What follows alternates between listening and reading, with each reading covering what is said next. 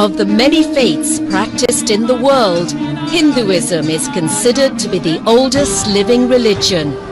In India, it has endured for thousands of years and has dotted the landscape with innumerable temples. But there is one that towers atop the hills of southern India as one of the most visited Hindu religious sites anywhere on the planet. This is some unique place. You feel like you are very attached to God. Now, National Geographic takes you on a panoramic tour to lay open the workings of the sanctum. Witness iconic traditions and the jubilant celebration of Tirumala Brahmotsavam at the Tirumala temple of Sri Venkateswara Swami.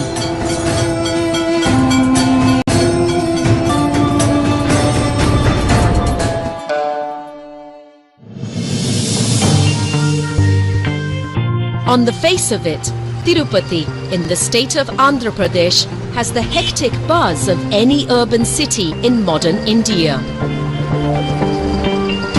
Its claim to fame, however, is as the gateway to a centuries-old spiritual haven.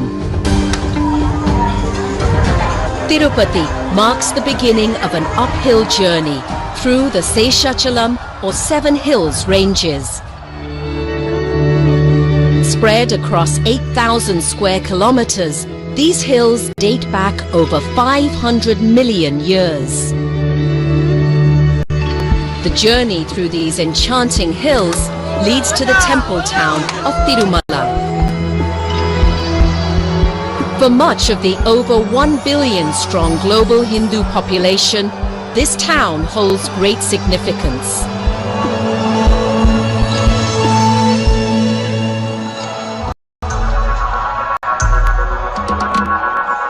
Standing at about 2,500 feet above sea level, Tirumala is one of the most visited Hindu pilgrim spots on the planet, drawing an average of 60 to 70,000 people a day and over 100,000 people on special occasions. They all seek entry to the temple dedicated to the god Sri Venkateswara Swami.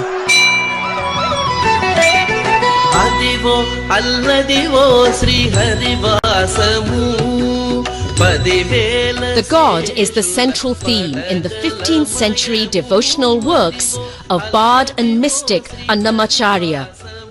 But the legend of Sri Venkateswara Swami goes back further still. One must turn the ancient pages of Hindu texts called the Puranas to find the mythological concept of the Holy Trinity. Vishnu, the universal preserver, along with Brahma, the creator, and Shiva, the destroyer. It is Vishnu who has a special relationship with the Tirumala temple. One of the temple's 4 chief priests explains the god's significance. Vishnu is not a name, but it is an attribute to the supreme energy which exists throughout the universe and beyond. These 3 are the 3 faces of a single energy which creates, maintains and destroys the entire creation. As the scriptures tell it, Vishnu visited Earth several times and in several human and animal forms over epochs. There are different versions, but no matter the legend, a steady thread remains. Vishnu manifested as Sri Venkateswara Swami, and the benevolent deity took up permanent residence in Tirumala. It is this god, ensconced within the exclusive confines of the sanctum, that thousands of people flock to visit each day. The Tirumala temple, a towering example of Dravidian architecture, a style that dates back to the 7th century. This architecture is typified by looming pyramid-like structures, known as gopurams, and pillared halls, known as mandapams. Gopurams and pillared walls are typically enveloped in inscriptions and handcrafted sculptures that tell stories of different dynasties. Tirumala has endured through the 9th century Pallava dynasty to the 11th century Cholas of Thanjavur. In the 14th and 15th centuries, the temple town came under the influence of the Vijayanagara dynasty. In the 1800s and through the first quarter of the 20th century, the British Empire collected revenues. Finally, in 1933, a special legislative act was passed, creating an autonomous body to administer the temple and associated activities. It was named Tirumala Tirupathi Devasthanams, or TTD. It is TTD that even today is charged with looking after the devotees' pilgrimage from the time they enter Tirumala. Almost every devotee that visits Tirumala has the same goal: to perform darshan or a special sighting of the holy deity of Sri Venkateswara Swami. मैं 1969 से लगातार आ रहा हूँ यहाँ पर। मैं जो भी मन्नत मांगता हूँ यहाँ पर मेरा पूरा होता है। बहुत सारे तकलीफें ज़िंदगी में आई है, सब तकलीफें दूर हुई है, इसलिए मैं यहाँ आता हूँ। But the path to fulfilling darshan isn't without effort.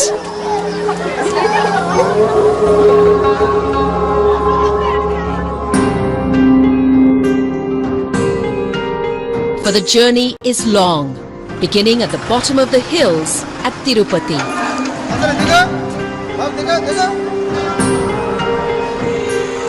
There are two modes to reach the top. One could take a drive through the Seshachalam's winding roads and reach in well under an hour. But many choose the more arduous way, just like a 16th century king did, on foot. ఇంతకు ముందు వచ్చినప్పుడు వేరే మా చిన్న చిన్న కోరికలు చెప్పుకున్నాం, అవి నెరవేరినాయి. మళ్ళీ అందుకే కాలిబాటన పైకి వెళ్తున్నాం. అనుకుని తీరతేని నమ్మకం. Climbers can choose one of two footpaths. They can pick the Srivari Mettu route, a short but grueling climb of 2 kilometers. The divine experience, we can say. This yearly once coming to visit our own family god is a kind of an experience that you relish throughout the year. They can also pick Alipiri Mettu. At 9 kilometers, the route is longer, but it's a gentler slope that's popular with many. It's basically by word of mouth that I have come to Tirupati. I have heard a lot that whatever you wish does come true. So that has been a wish for a long time. Just wanted to fulfill that.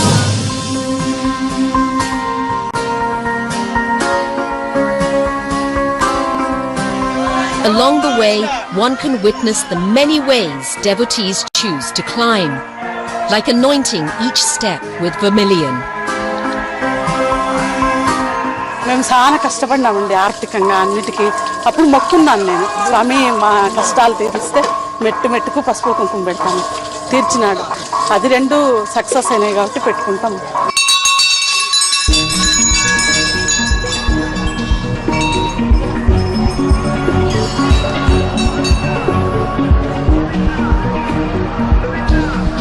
Some devotees even get on hands and knees, crawling over stretches in the climb. And then there are those who just enjoy the hike. I felt the mountain is quite small, but when I start climbing, it's really steeper. It's taking quite a bit of your energy to come up. Gali Gopuram is an important pit stop on the Alipiri route, not just to catch a breath, but to register for darshan. Today, the process is streamlined with a computerized token system, and the trek itself is dotted with modern-day amenities, put into place over decades of administration by the Tirumala Tirupathi Devasthanams, or TTD. You have a biometrics here, you have your photo here, and this card cannot be transferred. and you are provided with whatever things that are needed for a devotee to climb up, that is given. All pilgrims, whether arriving on foot or in vehicles, reach Tirumala, a town that centers around Sri Venkateswara Swami. From here, some may choose to take a detour to the Kalyanakatta. A special ritual conducted here leads to one of the most distinctive sights seen all across Tirumala town. Tonsured heads that pop up in every direction one looks. Tonsuring is customary for many devotees to do before darshan. ఎందుకంటే ఇప్పుడు మనం ఏదైనా మన కోరుకున్నప్పుడు మొక్కు ఇస్తామని అనేది సహజం. అది నేనేంటంటే మాకు పాప పుడితే నేను పాపకి కళ్ళేలా ఇస్తానని చెప్పి నేను మొక్కుకున్నాను. The ritual is considered a symbolic effacing of the ego and the purging of vanity before appearing in front of God. దేవుడి మొక్కు తీర్చామనేది తృప్తి ఆనందం మాకుంది. నాకు చాలు. Shaved head or not, for devotees seeking a holy sighting of their God, their time in the darshan waiting lines begins now. Amongst those in line are pilgrims who have trekked uphill for hours and are now looking at standing for many hours more. Which is why, over the years, darshan queues have had many resting galleries installed, including the Vaikuntham queue complex. Good thing too, because with devotee numbers averaging over 50,000 a day, the wait can extend up to 10 hours and more. As crowds increased year by year, TTD's authorities have turned to information technology yet again for a simple solution. Pre-booked darshan appointments one can make online. No matter which route, line or queue one takes, at Tirumala it all leads to the same threshold, the Sri Venkateswara Swami Temple.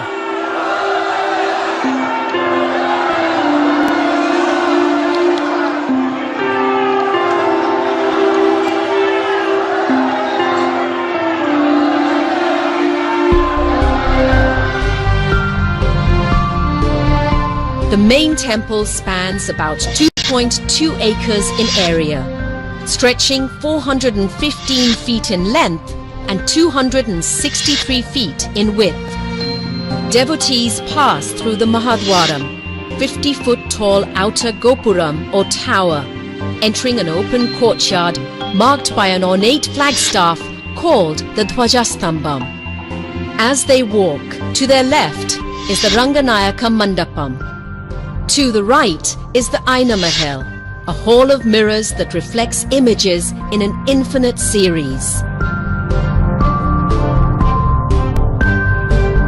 Devotees pass through Vendi Vakili, a silver entrance into the main sanctum, where they come upon the Bangaru Vakili, or golden entrance. Within the Bangaru Vakili is a threshold, beyond which most pilgrims cannot go. Here, a series of dark halls leads the way to the inner sanctum, each chamber narrowing in width. Many believe this narrowing symbolizes the soul's journey into the womb of the divine, which is why, perhaps, the innermost sanctum where the main deity resides is referred to in Sanskrit as Garbhagruha, or womb-like chamber. The main deity is supposed to be protected from all the natural elements like wind, sunlight, rain, storms, to maintain the supreme energy inside. And the sanctum is also a private territory. Only the priests can enter the sanctum, and the other devotees has to stand outside that threshold. Many devotees will have to make do by following their line of sight, within the Bangaru Vakili. If they're lucky, they'll get just a few seconds before their time is up. For those at home, however, there is one way to get a closer look and understand the inner sanctum like only a few can.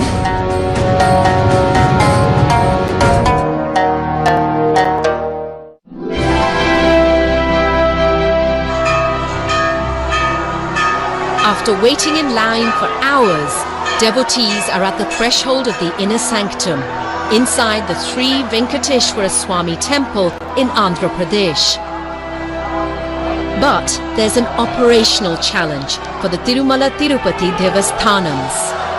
Bound by ancient texts known as Agama Shastras, TTD does not have the religious sanction to expand the main temple entrance, which means managing crowds through ancient doors that act as both entry and exit. We are governed by Agama Shastra. It prohibits us from making any alterations to the existing entry points to the temple. So there is no other second route for these two specific passages. A single point entry swallows huge swathes of devotees into the sanctum. First, a batch of pilgrims is allowed to enter. Then, inflow is stopped momentarily to allow for exiting. An estimated 4,000 pilgrims pass through this doorway in a single hour on an average day. So we maintain generally a standard of 3 minutes in, 4 minutes out. 3 minutes in, 4 minutes out. Third time, 3 minutes in, 5 minutes out.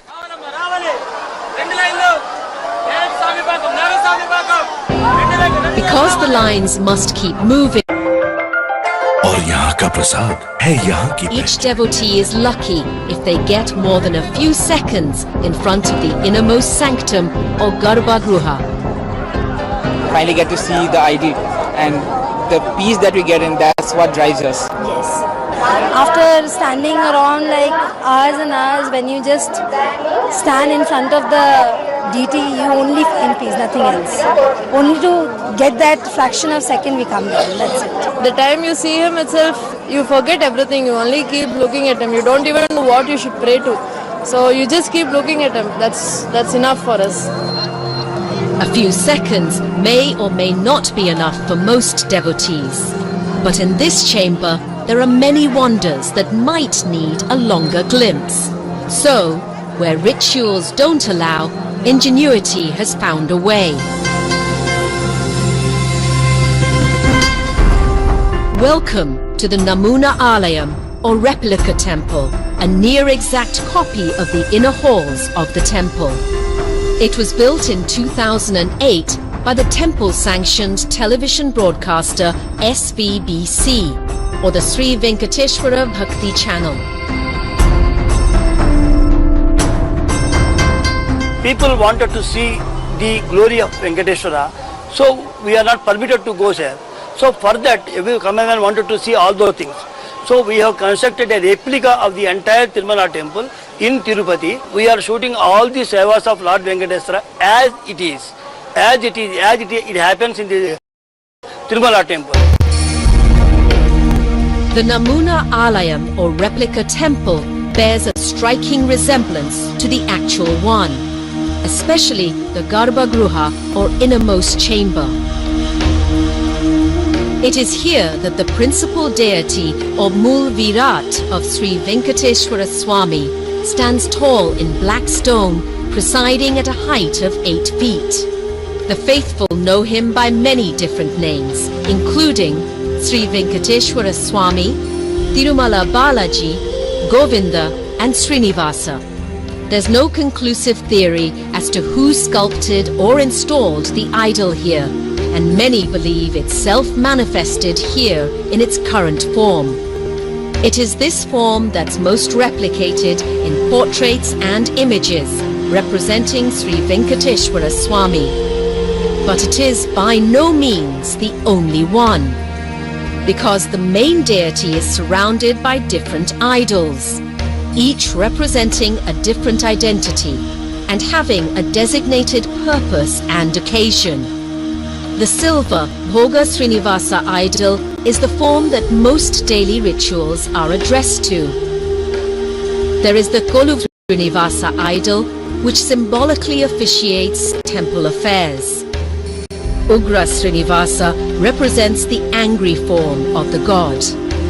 And then there is Sri Maliyappa Swami, flanked by female consorts Bhudevi and Sridevi. Every day it is this idol that leaves the sanctum for ritual services. And it is this idol that will be mounted on grand processions during the upcoming annual mega festival of Brahmotsavam. Whether inside or outside, the sanctum idols are adorned in ornaments made of precious jewels. They are clothed in rich traditional weaves. The devotee loves to present the Lord the best of everything in the creation, like the best of silks, the best of jewelry, the best of flowers, the best of fragrances. The deity's vestments aren't the only luxurious items used in temple rituals, which includes some of the most exclusive natural resources found in India. The forests surrounding Tirumala are part of the Seshachalam Biosphere Reserve. Amongst its most high-value plant species is sandalwood, highly sought for its scented heartwood. The sandalwood was very abundant in Tirumala as well as in the southern states of India. Now because of over-exploitation, illicit felling and unscientific management and unconcerned about the species, this population actually declining to the rock bottom. Sandalwood is used daily in ritual services at the Tirumala temple. TTD's reforestation will ensure that supply lasts for at least a few more centuries. They started with 10 hectares of sandalwood plantation with intensive scientific management, and this year we are extending to 100 hectares. So this 100 hectares together will certainly serve the purpose for 300 more years for temple. Inside the sanctum, it's not just high-quality ingredients that are used to complete the daily sevas. There's also a priesthood of over 200 priests, schooled in some of the most ancient Hindu texts that take years to master.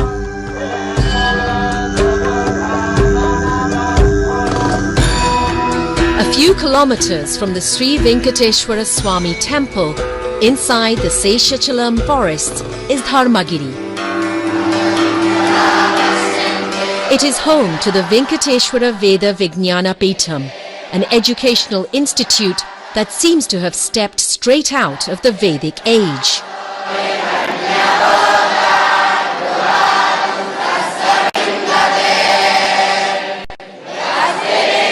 ఇది వెంకటేశ్వర వేద విజ్ఞాన పీఠం 134 సంవత్సరాల క్రితం స్థాపించబడింది.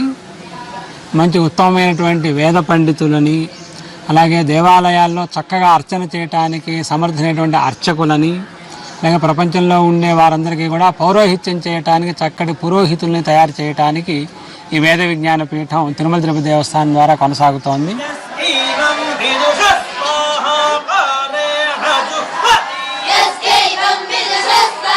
Ancient systems of instruction come to life as students recite texts dating back thousands of years. Like the Vaikhanasa Agama that prescribes virtually every aspect of life and ritual at the Sri Venkateswara Swami temple. Boys as young as 10 years old leave home and abandon mainstream school systems to study the philosophy, metaphysics and strictures prescribed in these Sanskrit volumes.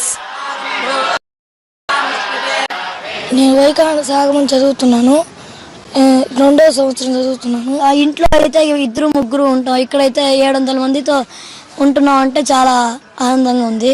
ఇక్కడైతే ఒక క్రియాధర్మం అంతా ఉంటుంది, దానివల్ల ఇక్కడ activities అంతా బాగుంటుంది కాబట్టి చేస్తున్నాం.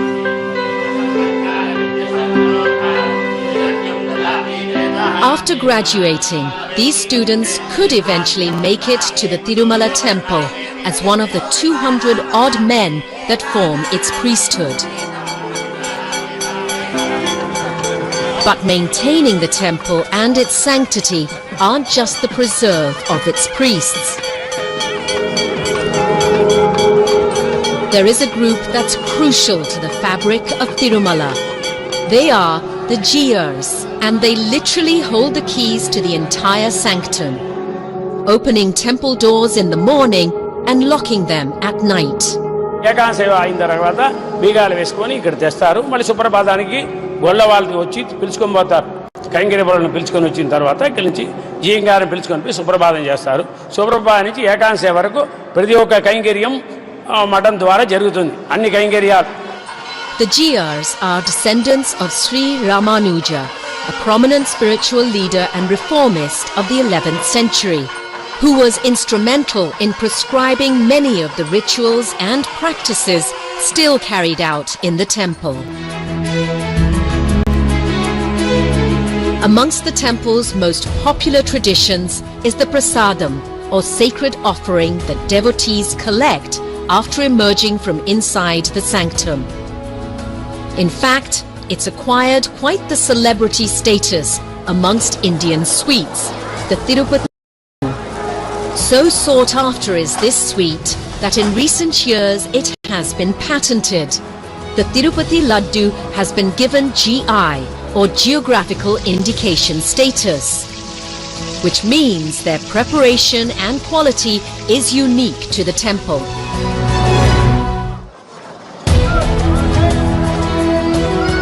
What makes these laddus special? The answer may lie in how they're prepared, in a tantalizing blend of modern technology and age-old culinary tradition.